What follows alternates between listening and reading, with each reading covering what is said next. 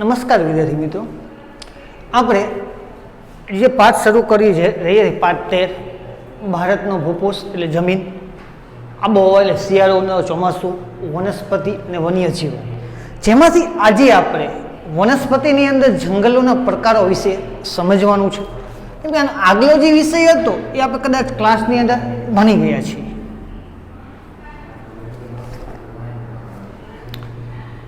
વનસ્પતિની અંદર જંગલોના પ્રકારો. જો આપણે જંગલો વિશે તો સમજીએ છીએ કે આપણે ચારે બાજુ વિવિધ ઝાડ, છોડ, વૃક્ષો અને ઘાસ આપણે જોયા છે. તો કેટલીક વનસ્પતિ પણ આપણે જોઈ છે. તો સુંદર મજાના ફૂલ છોડ પણ આપણે જોયા છે. આ ઉપરાંત કેટલીક કાંટાળી વનસ્પતિ, જેને આપણે આવર, બાવર અને બોર કહીએ છીએ, એટલે કાંટાળી વનસ્પતિ પણ આપણે જોઈએ છીએ. તો અમુક જગ્યાઓ પર ઊંચા ઊંચા લીલાછમ વૃક્ષો પણ જોયા છે. કોઈ જગ્યાએ પીપળો, વાંસ, લીમડો, અલગ અલગ રીતે અલગ અલગ જોવી છે આપણે. તો અમુક નીચા વૃક્ષો હોય છે કે અમુક ઊંચા હોય છે, એ પણ આપણે જોયા છે. તો વનસ્પતિ એક પ્રદેશ કરતાં બીજા પ્રદેશમાં અલગ અલગ હોય છે. જેમ કે ગુજરાતની અંદર વાત કરવામાં આવે, ગુજરાતની થતી વનસ્પતિ અને આજુબાજુના જે બીજા રાજ્યો છે, જેમ કે રાજસ્થાન, મધ્યપ્રદેશ, મહારાષ્ટ્ર, ગોવા, તો આની અંદર જે વનસ્પતિ થાય છે અને ગુજરાતની વનસ્પતિમાં પણ ડિફરન્સ, ફેર આવે છે, એટલે પરિવર્તન આવે છે. શું કામ આવે છે? આ વિવિધતાનું કારણ આબોહવા છે. કેમ કે આબોહવા સમયાંતરે બદલી જાય છે. ધારો કે આપણે સુરેન્દ્રનગરની વાત કરીએ, સુરેન્દ્રનગરની બાજુમાં પણ બીજા રાજકોટ આવેલું છે, મોરબી આવેલું છે, જામનગર આવેલું છે, કચ્છ આવેલું, મહેસાણા આવેલું છે, પાટણ આવેલું છે. ગુજરાતની આજુબાજુમાં જે જિલ્લાઓ, સુરેન્દ્રનગરની બાજુના જે જિલ્લાઓ આવેલા છે, એની અંદર પણ વિવિધતા જોવા મળે છે. કેમ કે વાતાવરણ વિવિધતાવાળું છે. અમુક સમયાંતરે વાતાવરણ પરિવર્તન થઈ ગયું. જેમ કે વરસાદનું પ્રમાણ, વનસ્પતિ અને વિવિધતાનું સર્જન માટેનો મુખ્ય આધાર જંગલોના પ્રકારો છે. તો પહેલો જંગલોનો પ્રકાર નથી ઉષ્ણ કટિબંધીય જંગલો.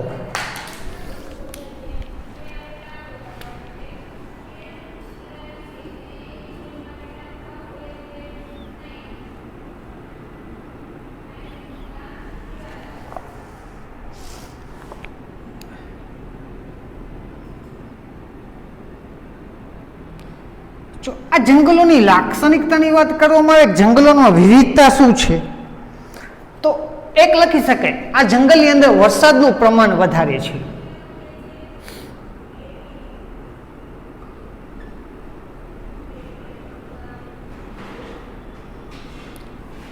જો વરસાદી જંગલ કીધા છે એટલે વરસાદ જ્યાં વધુ પડતો હોય એ ઇલાકામાં જોવા મળે છે. એટલે મતલબ આ જે ઉષ્ણ કટિબંધીય જંગલો, એની અંદર જ્યાં સૌથી વધુ વરસાદ પડતો હશે એ ઇલાકામાં એ જાણીતા હશે, એટલે વરસાદનું પ્રમાણ વધુ છે.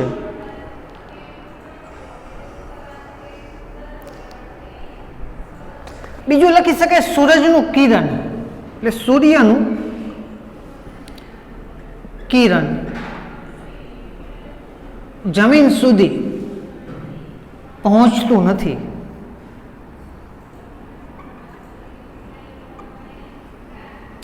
આનો મતલબ કે વરસાદી જંગલો તો છે, પણ એને એટલા બધા વૃક્ષો ઊંચા છે અને ઘેટાદાર ઘેરાયેલા છે કે આજુબાજુ નજીક નજીક વૃક્ષો હોવાના કારણે જે સૂરજનું કિરણ પડે છે જંગલ ઉપર, એ વૃક્ષોના હિસાબે સૂરજના કિરણ છે જમીન સુધી પહોંચતું નથી. એટલે સૂરજ પ્રકાશ જમીન સુધી પહોંચતો નથી ને હંમેશા છાંયો જોવા મળે છે. લાપીમ છે કે આ વાતાવરણ સારું છે. જંગલમાં જાવી છીએ આપણે, એકબીજા ઝાડો હોય છે, ઉનાળાની સિઝન છે, આપણને ખબર છે તડકો ફૂલ પડે છે. તો અત્યારે આપણે શું કરશી કે કોઈ ઝાડ હોય, વૃક્ષ હોય ને નીચે આપણે ઊભું રહેવાની પસંદ કરશી, જો થોડાક સમય વેટ કરવાનો, રાહ જોવાની થાય ને. તો આ જંગલોની અંદર વૃક્ષો એટલા બધા નજીક ઉગેલા છે કે સૂરજ ઉગે તો છે, મધ્યાહન પણ હોય છે, ઉપર પણ આવે છે, પણ વૃક્ષોના પત્તા, જેને આપણે દાળીઓ કેવી છે, એના કારણે એ જમીન સુધી એનું કિરણ પહોંચતું નથી, લીલાછમ દેખાય છે. તો આની અંદર શું હોય છે? વૃક્ષો, વેલાઓ અને છોડ વધુ છે. આ જંગલની અંદર શું છે કે વૃક્ષો, વેલાઓ અને છોડ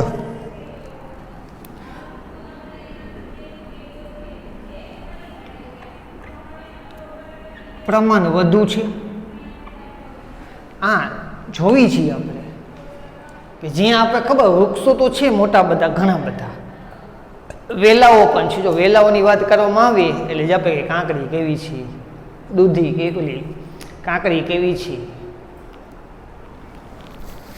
આ ઉપરાંત ટેટી કેવી છે, શું છે? વેલાઓ છે કે જેના છોડ કદાચ દોરી ઉપર લટકતા હોય, એના વૃક્ષો ઉપર લટકી જાય એટલે એના પટ્ટાના કારણે વૃક્ષો ધંકાઈ જાય.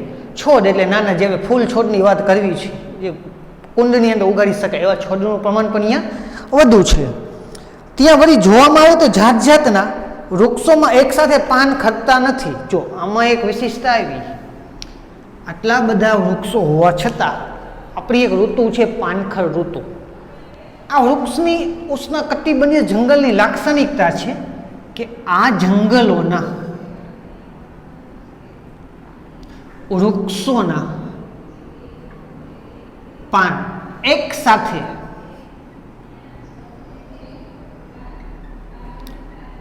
ખરી જતા નથી. જો આપણે સાંભળજો, ખરી જતા નથી એટલે પડી જતા નથી. પાનખર ઋતુ આવે છે તો આપણને ખબર છે વૃક્ષના બધા પત્તા ખરી જાય છે અને પછી અહીંયા નવા પત્તા ફૂટે છે. આ જંગલમાં ઉલટું થાય છે. ઉષ્ણકટિબંધીય જંગલો આ એક સાથે નહીં, વારાફરતી વૃક્ષોના પત્તા ખરે છે એટલે જંગલોની અંદર એમ કહેવાય લીલીછમ વાતાવરણ એમ નામ રહે છે. એટલા કારણે આને નિત્ય લીલા જંગલોના નામથી પણ ઓળખવામાં આવે છે.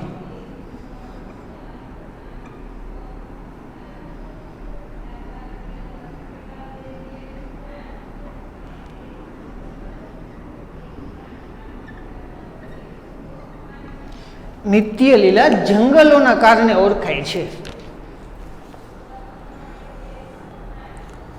અને આ જંગલોનો ઘાટ પશ્ચિમ ઘાટના કિનારા તરફનો છે.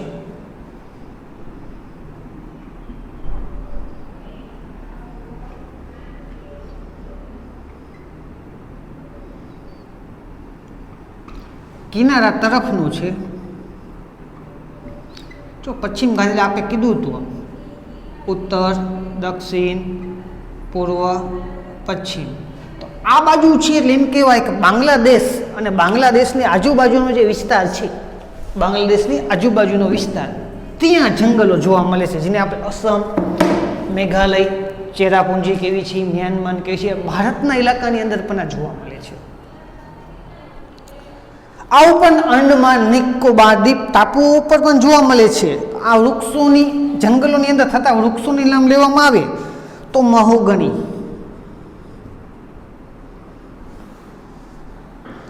રોઝવુડ અને નેતર. જો નેતરની સોટી આપણે કામ લાગે છે, કેવી છે નેતરની છોટી, છત પડે વિધિ આવે જમજમ, એટલે નેતર. આ જંગલોની અંદર થતા મોટા ભાગના વૃક્ષો છે. જો આપણે એની વાત કહી છીએ કે સુરેન્દ્રનગરમાં મોટા ભાગે કયા વૃક્ષો થાય તો પીપળો, લીમડો મોટા ભાગે થાય છે. પછી અલગ અલગ છે, ગુલમોર પણ થાય છે, આપણે કંજી પણ થાય છે. શું છે જે મોસ્ટ ઇમ્પોર્ટન્ટ હોય છે વધુ પ્રમાણમાં થતા એ આપણે લખ્યું છે, એ જે જંગલની અંદર મહોગની, રોઝવુડ ને નેતરના વૃક્ષો વધારે પ્રમાણમાં થાય છે. અને બીજી વાત સમજવી, જો આપણી બહાર છે ઉષ્ણકટિબંધીય વરસાદી જંગલો, પહેલો ટોપિક છે જંગલોનો પ્રકારની અંદર. પહેલે એને શું છે, વરસાદી જંગલ કર્યું એટલે વરસાદનું પ્રમાણ વધારે છે. બીજો ટોપિક, વૃક્ષો વધુ હોવાના કારણે સૂરજનું કિરણ જમીન સુધી પહોંચતું નથી, આ એનો બીજો ટોપિક થયો. જો વૃક્ષો તો છે પણ એના ઉપર વેલાઓ અને છોડ પણ નીચે ઉગી નીકળ્યા છે, એટલા માટે એમ કહેવાય કે જંગલી વધુ પ્રમાણમાં ગીચ જંગલ જોવા મળે છે. તો આ જંગલોના વૃક્ષો એના પાન એકસાથે ખરતા નથી, પાનકર વૃક્ષો હોય છતાં પણ એકસાથે ખરી જતા નથી, વન બાય વન એક પછી એક વૃક્ષોના પાન ખરે છે. એટલે આ લીલા બારે માસ લીલા જંગલો લેવાના કારણે, વૃક્ષો લીલા રહેવાના કારણે નિત્ય લીલા જંગલો નામથી એને ઓળખવામાં આવે છે. છતાં વૃક્ષોનું નામ તો મહોગની, રોઝવુડ અને નેતર છે. એ જ રીતે એને બીજી લાક્ષણિકતા જોઈએ આપણે કે બીજા પ્રકાર કયો છે એનો.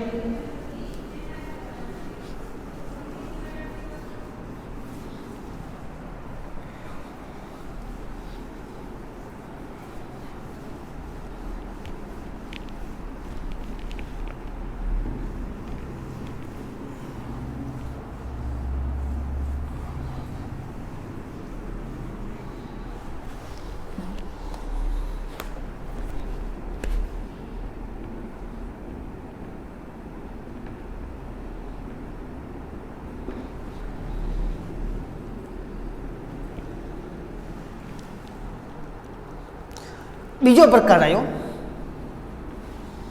ઉષ્ણકટિબંધીય જંગલો.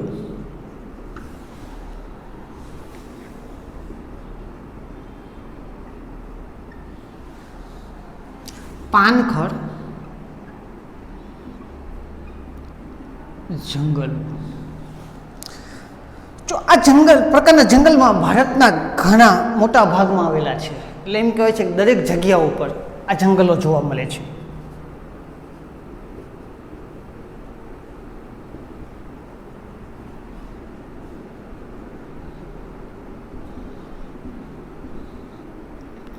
મોટા ભાગે પૂરા ભારતમાં જોવા મળે છે.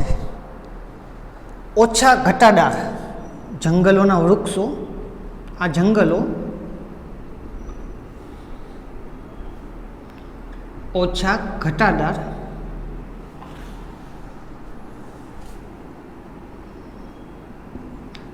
ઘટાદારનો મતલબ એટલા બધા ગીચ વૃક્ષો ઉગેલા નથી હોતા. કદાચ એની અંદર જવું તો આપણે જવા આવવાનો રસ્તો સહેલાઈથી નીકળી જાય છે, એટલે ઓછા ઘટાદાર કીધું છે. આ ઉપરાંત પાનખર ઋતુ દરમિયાન વૃક્ષોના પાન ખરી જાય છે.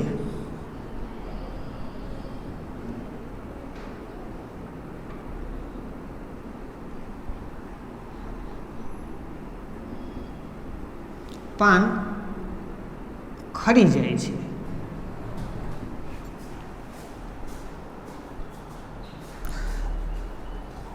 ખરી જતા હોવાના કારણે આ જંગલનું નામ આવ્યું છે ખરાવ જંગલ.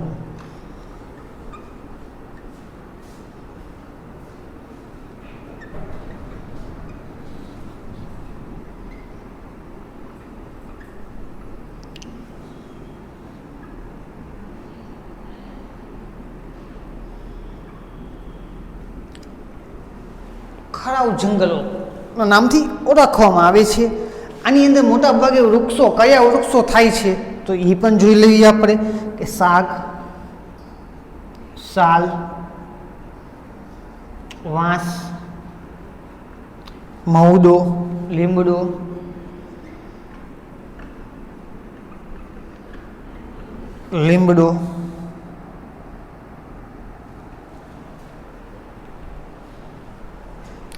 ત્રીજો પ્રકાર જે આપણે જે સૂકા ઝાંખરાવાળા જંગલો.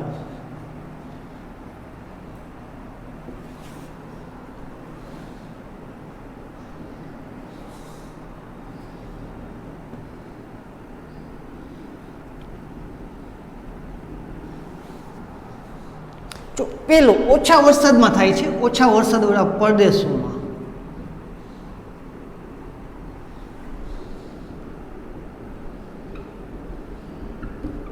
પ્રદેશોમાં જોવા મળે છે આ જંગલો. અહીંના વૃક્ષો કાંટાળા હોય છે.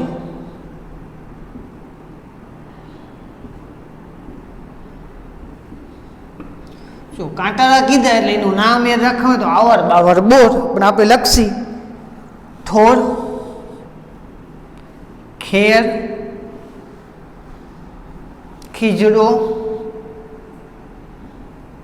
બાવર, બોરડી,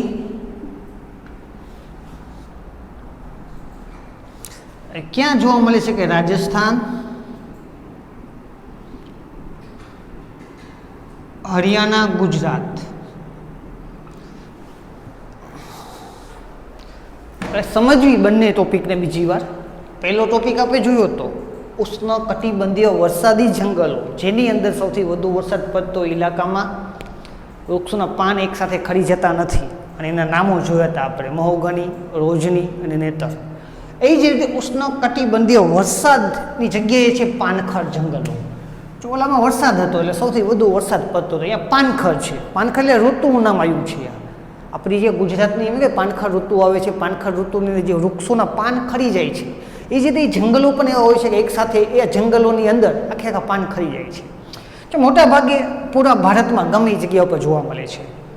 તો જંગલો મને અંદર જે વૃક્ષો છે ઓછા ઘટાદાર હોય છે, એટલે છાંયો ઓછો આપવાવાળા હોય છે. જેમ કે આપણે ભરચક છાયાવાળા પણ વૃક્ષો જોયા છે, ઓછા છાયાવાળા પણ વૃક્ષો જોયા છે, ઓછા છાયાવાળા હોય છે.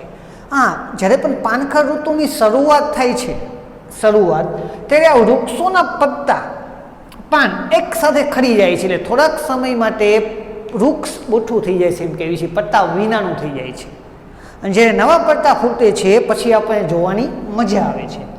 આ જંગલોને પાન ખરી જતા હોવાના કારણે એનું નામ આવ્યું છે ખરાવ જંગલો. ખરાવનો મતલબ વૃક્ષોના પત્તા ખરી જવા, એટલા માટે નામ આવ્યું ખરાવ જંગલોના નામથી ઓળખવામાં આવે છે. ખરાવ જંગલોની અંદર કયા વૃક્ષો મોટા ભાગે વધુ થાય છે?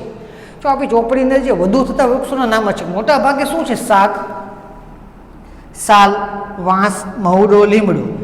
જે આ એવા વૃક્ષો છે જે આપણે ઘરકામના ફર્નિચર માટે ઉપયોગમાં લેવી છે, ગૃહ શોભા માટે ઉપયોગમાં લેવી છે, એવા વૃક્ષો અહીંયા વધુ થાય છે અને એની કિંમત પણ કદાચ વધુ હોય છે. બીજું નામ લેવામાં આવે ત્રીજા નંબર ઉપર કે સૂકા ઝાંખરાવાળા જંગલોના પ્રકાર છે. તો આ શું છે? ઓછા વરસાદમાં પણ અથવા જે જગ્યા પર જમીન લીલી રહેતી હોય આપોઆપ ઉગી નીકળે છે. કદાચ આપણે ઉદાહરણમાં જોયું, બાવળની વાત કરવી છે. બાવળ કોઈ ઉગાવવા નથી જતું, છતાં ઉગી નીકળે છે.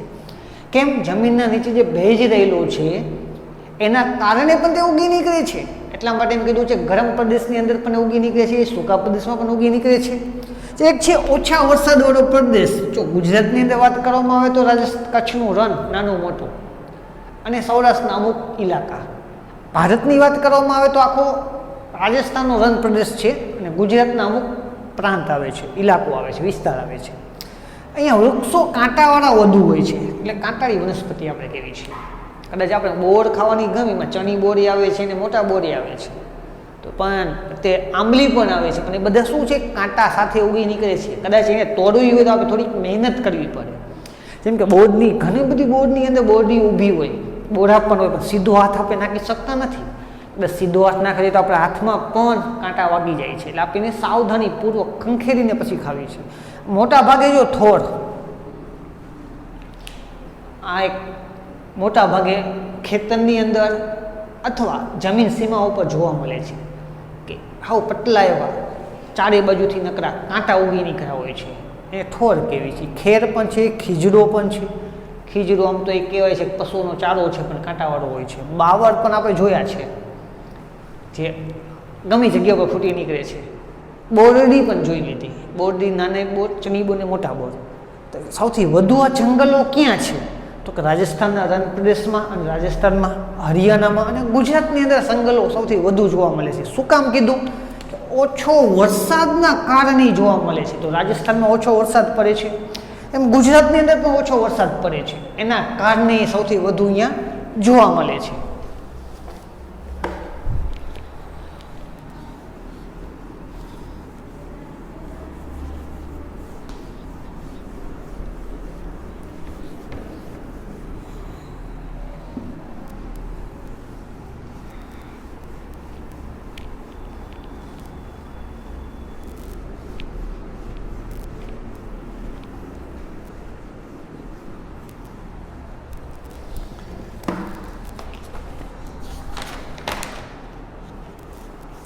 એના પછી આવશે પર્વતીય જંગલો.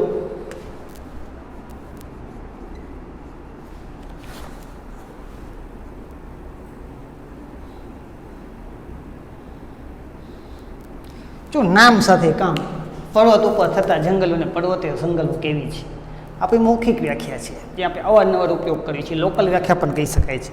આ જંગલો તેના નામ પ્રમાણે પર્વતીય વિસ્તારમાં જોવા મળે છે, એટલે નામ સાથે સંકળાયેલું છે. મોટા ભાગે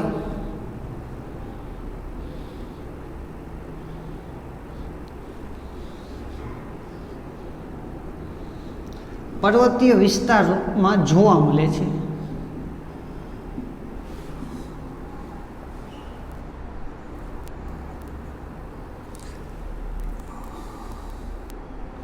પર્વતની ઊંચાઈ જુદી જુદી હોય છે.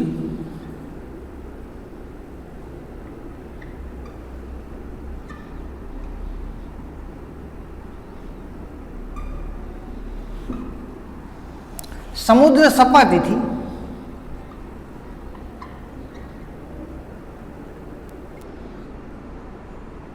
1500 મીટરથી 2500 મીટર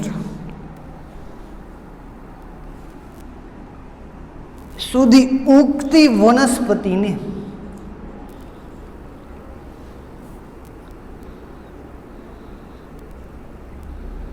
શંકુદ્રુમ, શંકુ આકારની અને સોયાકાર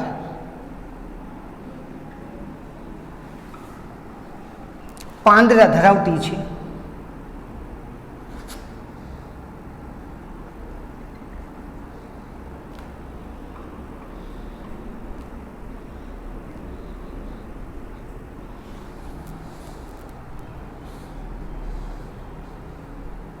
તેના આકારના કારણે તેને શંકુદ્રુમ આકાર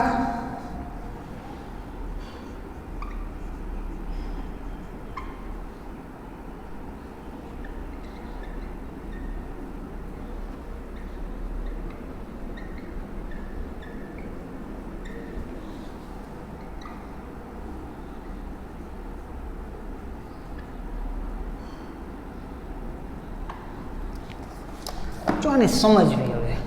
હવે આખા ટોપિકને સમજવી. ચોથો પ્રકાર છે આપણો પર્વતનો, પર્વતીય પ્રદેશનો ચોથો પ્રકાર પર્વતીય જંગલો, જેનું બીજું નામ છે શંકુદ્રુમ જંગલો. તો પર્વતીય જંગલ એની વ્યાખ્યા મુજબ જ આપણે સિદ્ધ થઈ કે પર્વતના વિસ્તારમાં જોવા મળે છે. જ્યાં સૌથી વધુ પર્વત છે ત્યાં ક્યાં છે કે હિમાલય તળેટી, પૂર્વ ગોળાર્ધ, આખો પૂર્વ ભાગ આપણો જંગલોથી ઘેરાયેલો છે. જો પર્વતની ઊંચાઈની વાત, તો દરેક પર્વત સરખા નથી, કોઈ નાના છે, કોઈ ઊંચા છે. તો એના માટે કીધું દરેક પર્વતની ઊંચાઈ જુદી જુદી હોય છે, અલગ અલગ હોય છે. જો સમુદ્ર સપાટીથી કોઈ પર્વત 1500 મીટર સુધી, તો કોઈ પર્વત 2500 મીટર સુધી ઊંચો હોય છે. અને અહીંયા ઉગતી વનસ્પતિ શંકુદ્રુમ. જો શંકુદ્રુમનો મતલબ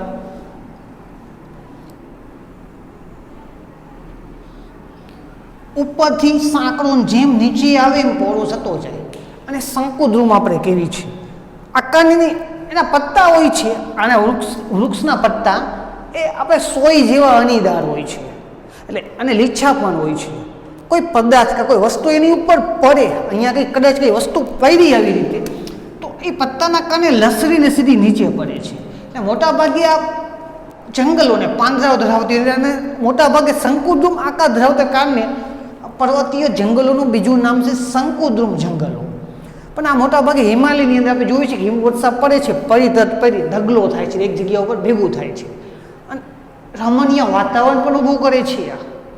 એટલા માટે એમ કીધું છે શંકુદ્રુમ જંગલોમાં મુખ્ય વૃક્ષોના નામ તો ચીડ, દેવદાર અને પાઇન, જે કદાચ એમ કહેવાય છે કે કિંમતી વનસ્પતિની અંદર પણ ગણાય છે, વૃક્ષની અંદર પણ ગણાય છે. અમુકના પત્તા જાણીતા છે તો અમુકનું લાકડું જાણીતું છે. એના પછી છે પાંચમો મેઘમૂતના જંગલો.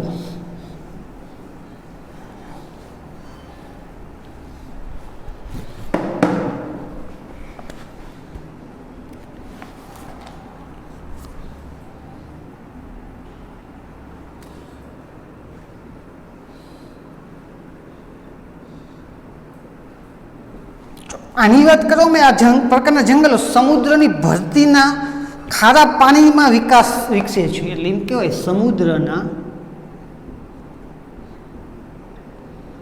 ખારા પાણીમાં વિકાસ થાય છે.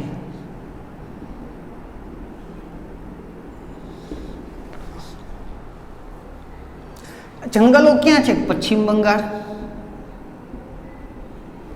ગુજરાત અને અંડમાન નિકોબાર.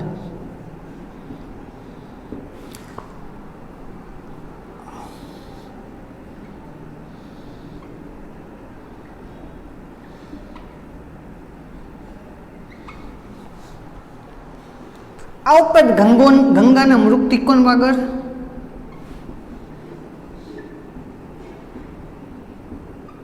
ત્રિકોણ પાસે સુંદરવન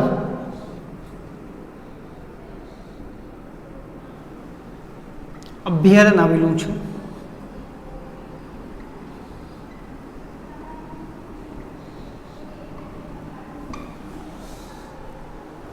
અને ત્યાં સુંદરી નામનું વૃક્ષ થાય છે. સુંદરવન અભયારણ્યમાં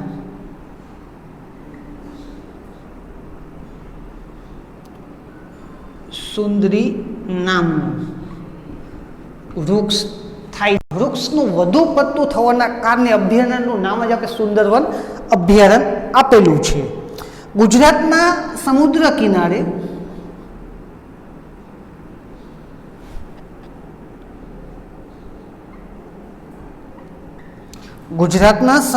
કિનારે ચેરના જંગલો આવેલા છે.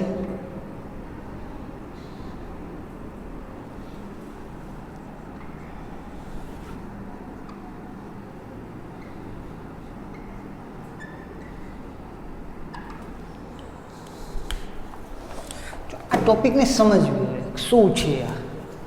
આપણે જો પાંચે પાંચ જંગલોના પ્રકાર વિશે એમાં જોઈ કે પહેલું પર્વતીય, આમાં તો જોયું. તો પહેલો ટોપિકની વાત કરવામાં આવે ઉષ્ણ કટિબંધીય વરસાદી જંગલો. તો વરસાદી જંગલો એટલે સૌથી વધુ વરસાદનું પ્રમાણ છે ઇલાકામાં થાય છે. વૃક્ષોની વાત કરવામાં આવે તો ઘટાદાર છે અને સૂરજનું કિરણ જમીન સુધી પહોંચતું નથી. પાનખર ઋતુમાં પાણીના ખરી જતા નથી. આ એની લાક્ષણિકતાઓ આપણે જોઈએ. એવી જ રીતે ચોથા નંબર ઉપર જંગલના પ્રકારમાં પર્વતીય જંગલો. તો પર્વતીય વિસ્તારોમાં જોવા મળે છે. દરેક પર્વતની ઊંચાઈ અલગ અલગ હોય છે. સમુદ્ર સપાટી જમીન લેવલથી 1500 મીટરથી 2500 મીટર સુધીની વનસ્પતિને શંકુદ્રુમ આકારની અને એના પત્તા, વૃક્ષોના પત્તા 100 આકારના હોય છે. એટલા માટે પર્વતીય જંગલોનું બીજું નામ આપ્યું છે શંકુદ્રુમ વનસ્પતિ અથવા શંકુદ્રુમના જંગલો. ચીડ, દેવદાર અને પાઇડ એના મુખ્ય વૃક્ષોના નામ છે. એવી રીતે મેઘવૃતના જંગલો જે છેલ્લો અને લાસ્ટ પ્રકાર છે આપણો, જેની અંદર સમુદ્રના ખારા પાણીમાં વિકાસ પામે છે. એને ઉગવા માટે ખારું પાણી જોતું હોય છે. તો ખારું પાણી તો ક્યાં હોય? સમુદ્ર કિનારે, સમુદ્રની અંદર જ હોય છે. સૌથી વધુ ક્યાં જોવા મળે છે જંગલો? તો કે પશ્ચિમ બંગાળ, ગુજરાત, અંડમાન નિકોબાર દ્વીપ ટાપુની અંદર સૌથી વધુ જોવા મળે છે. આ ઉપરાંત આપણે કહેવું છે ગંગા નદીનો મુખ ત્રિકોણ પ્રદેશ એટલે બાંગ્લાદેશ, પશ્ચિમ બંગાળ અને ભારત. અહીંયા ગંગા નદી પહોંચે છે ને ત્રણેય બાજુથી ભેગી થાય છે એટલે કે આવા ત્રિકોણની રચના કરે છે. આ જગ્યા ઉપર સુંદરવન અભયારણ્ય આવેલું છે. સુંદરવન અભયારણ્ય આવેલું છે. એ ફેમસ છે, જાણીતું છે. બધા માણસો ફરવા જોવા માટે પણ થાય છે. પણ એ અભયારણ્યનું નામ છે સુંદરવન. એ અભયારણ્યની અંદર સૌથી વધુ સુંદરી નામના વૃક્ષો થાય છે. સુંદરી નામના વૃક્ષો થવાના કારણે એનું નામ જ આપેલું છે સુંદરવન અભયારણ્ય. આ ઉપરાંત ગુજરાતના સમુદ્ર કિનારે ચેરના વૃક્ષો વધુ થાય છે. જેમાં આપણે ચેરી કરવી છે, પાન, મીઠું પાન ખાવી છે, ચેરી ખાવી છે, મસાલો ચેર, એટલે ચેરના વૃક્ષ વધુ થાય છે. અને ચેરના લાકડા સ્થાનિક એટલે ગુજરાતના લોકલ લોકો એને બર્તન તરીકે ઉપયોગ કરે છે. બર્તન તરીકે આપણે એને ઉપયોગ કરવી છે, લાકડાને બારણ તરીકે.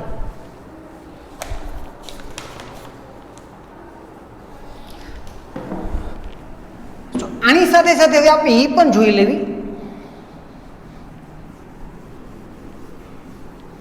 કે જંગલો આપણને ફાયદો ક્યાં કરે છે.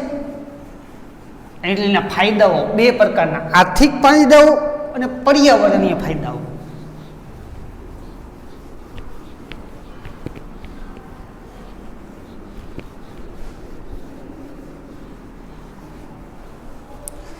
જો પહેલું જોશી આપણે પર્યાવરણીય ફાયદાઓ.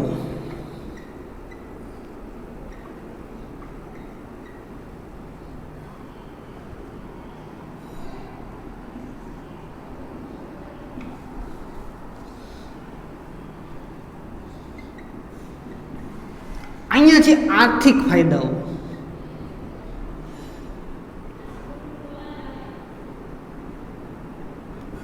જંગલોના બે ફાયદાઓની ચર્ચા કરી.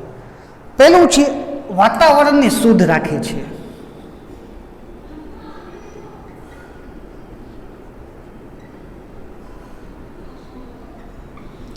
એટલે વાતાવરણ ચોખ્ખું રાખે છે. આપણે જોયું કે જો વાતાવરણ શુદ્ધ હશે તો મોટા ભાગે બીમારીઓથી આપણે બચી જવી છે. એટલે વાતાવરણને શુદ્ધ રાખે છે. આ ઉપરાંત વરસાદ લાવવામાં મદદ કરે છે.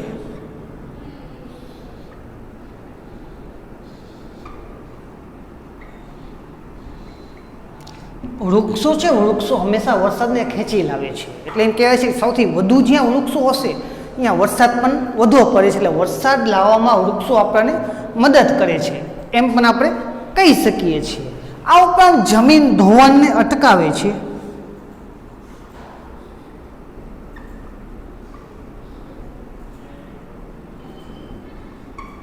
જો વૃક્ષો આપણે ઉગાડશે તો વૃક્ષોનું મૂળ સ્થળ જેમ જેમ અંદર જતું જશે, મોટું થતું જશે, એમ આજુબાજુની જમીનને તે નીચેથી પકડી રાખે છે. કદાચ આજુબાજુમાં કોઈ નદી હશે, કોઈ ઝરણું હશે કે વધારે પડતું વરસાદનું પાણી વહી જતું હશે તો એ જમીનને ધોઈને આગળ નહીં લઈ જવા, એના વૃક્ષો એના જે મૂળ છે જમીનને પકડી રાખશે. એટલે એમ કહેવાય છે કે જમીન ધોવાણ અટકાવવામાં વૃક્ષો આપણને મદદ કરે છે. આ ઉપરાંત વન્ય જીવનને પોતાનું ઘર આપે છે. એટલે એમ કહેવાય છે પશુ પક્ષીઓ વૃક્ષો જંગલની અંદર, ગુફાની અંદર, બિલની અંદર, વૃક્ષની ઉપર ઘર બનાવીને રહેતા હોય છે. એટલે એમ કહી શકાય છે કે વન્ય જીવોને જંગલો ઘર આપવાનું પણ કામ કરે છે. આ ઉપરાંત ભૂમિગત જળમાં વધારો કરે છે.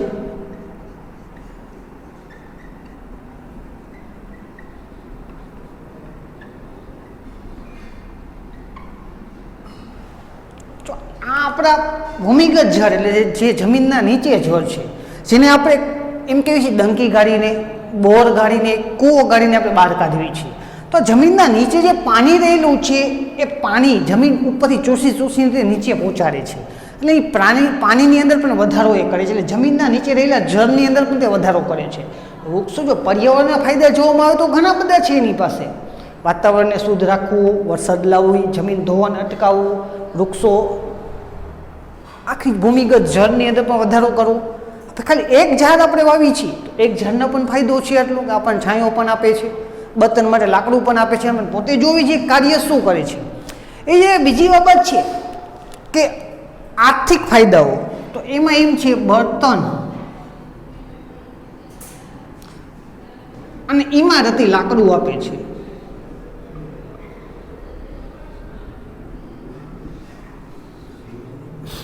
જો આપણને ખબર છે હળગાવવા માટે લાકડું અથવા ફર્નિચર બનાવવા માટે, બારીઓ બનાવવા માટે, બેન્ચ બનાવવા માટે ઇમારતી લાકડું પણ આપે છે. આ ઉપરાંત ઔષધિઓ પણ આપે છે.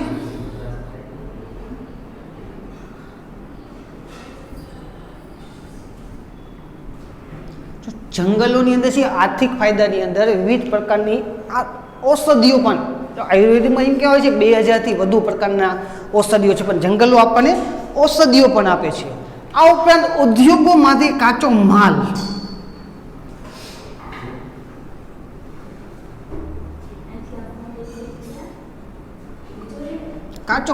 પણ પૂરો પાડે છે. કાચો માલ એટલે સૂતરાઓ આપે. કાપડ બનાવવું છે તો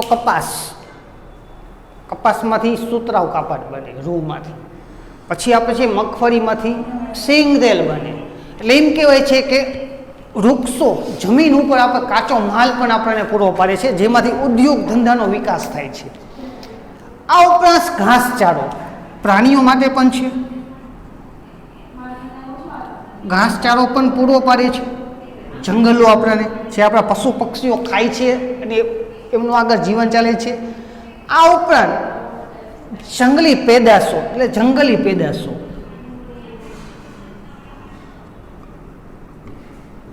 જેમ કે લાખ, ગુંદર, ખેર, કાઠો, જે જંગલી અથવા જંગલી પેદાશો પણ આપણને પૂરી પાડે છે. એટલે એમ કહેવાય છે કે જંગલોના બંને ફાયદાઓ, પર્યાવરણીય ફાયદાઓ પણ આપણે જોયા, આર્થિક એટલે પૈસાની થતી જતી કાયદાઓ પણ જોયા. જો જંગલો ભલે આપણે જંગલોને વિનાશ કરી, પણ એની સામે જંગલો ઉગાડવા પણ જોઈએ. જંગલોના જે મુખ્ય 5 પડકારો અને જંગલોના ફાયદાઓ વિશે કહ્યા. હવે પછીના લેક્ચરમાં આપણે જે વન્ય જીવન છે, જેને આપણે પ્રાણી જીવન કેવી છે તેના વિશે સમજશું. ત્યાં સુધી અસ્તુ.